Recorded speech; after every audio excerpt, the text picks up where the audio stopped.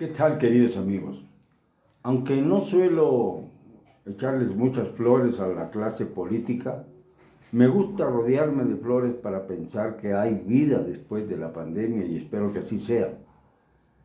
Sobre todo cuando nos mienten tanto y se dan el lujo de hablar de transformaciones que no llegan. Fíjense ustedes que los paralelismos del actual gobierno, de la actual administración, con los anteriores son enormes.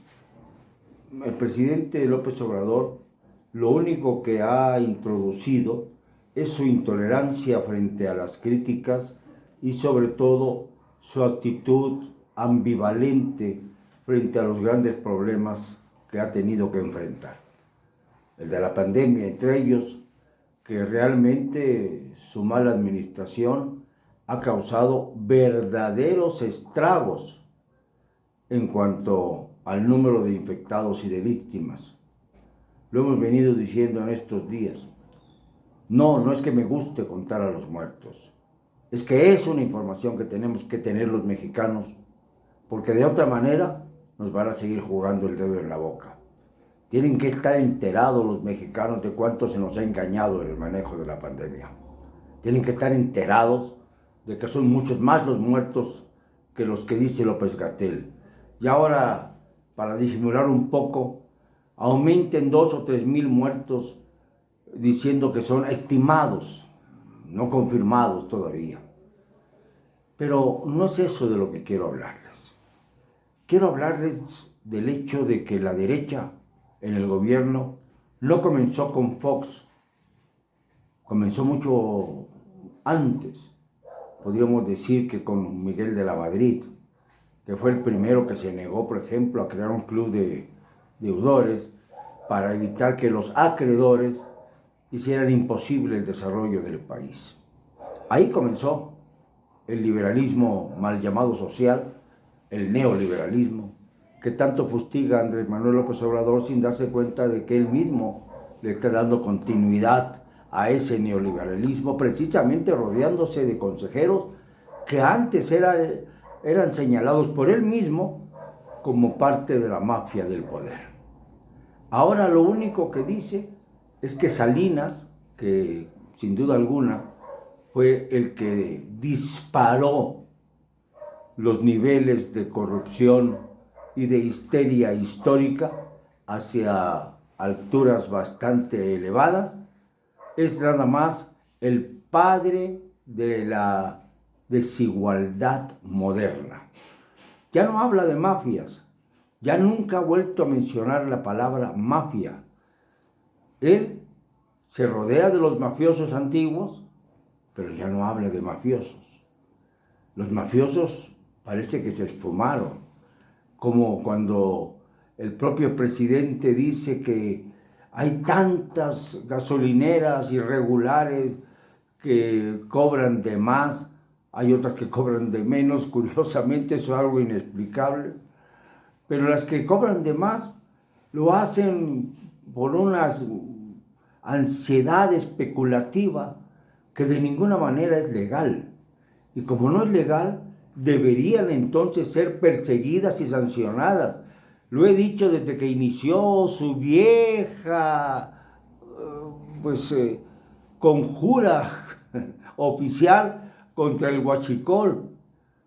Y el éxito de esta maniobra, que dice el presidente que fue casi total, deja mucho que desear, porque el huachicol sigue distribuyéndose. Y sobre todo después del extraño accidente de los Moreno Valle, que se considera que fue también una especie de reacción del gran poder huachicolero de esta nación. Pero siguió con el asunto del huachicol, causando estragos. Al cerrar los ductos de Pemex no había abastecimiento de gasolina, había largas colas de personas que se pasaban días enteros buscando la posibilidad de adquirir el combustible. Todos estos errores que han ido acumulándose a lo largo del sexenio parecen confluir ahora en esta pandemia maldita que parece que no tiene fin. Y no tiene fin porque desgraciadamente no se tomaron en cuenta las medidas necesarias. Pero no quiero hablar de la pandemia.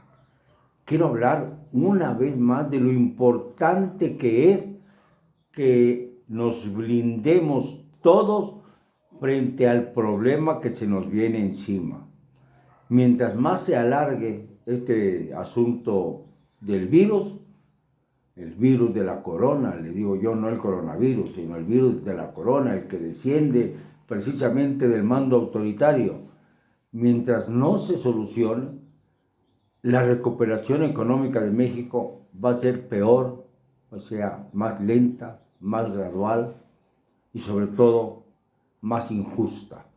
Porque los que primero se van a recuperar son esos que son los consejeros ahora del señor López Obrador y que antes formaban parte de la mafia del poder. Ahora no, ahora son intocables. Y él dijo que no iba a haber intocables. Como también lo dijo Enrique Peña, ¿se acuerdan ustedes?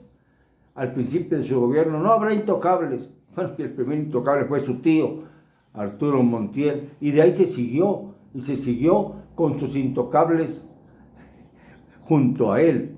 Y luego el presidente López Obrador también dijo que no iba a tolerar ningún acto de corrupción, menos si venían de arriba hacia abajo.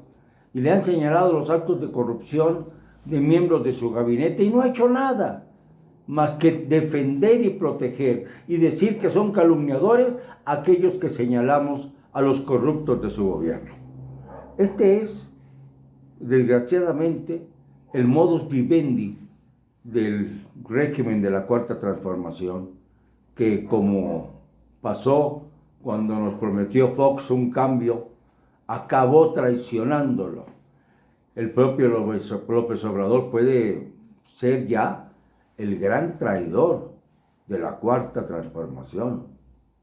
Él ha traicionado a los ideales de la Cuarta Transformación, como se lo señalan incluso sus viejos compañeros, aquellos que han sido excluidos precisamente porque conocen mucho de la historia de López Obrador, desde cuando era un niño, desde cuando era un joven, desde cuando comenzó a integrarse a la oposición y dejó al PRI por los propios intereses de tener la posibilidad de acceder a una candidatura para el gobierno de Tabasco, algo que no pudo conseguir por los fraudes, como él dijo, que se habían dado.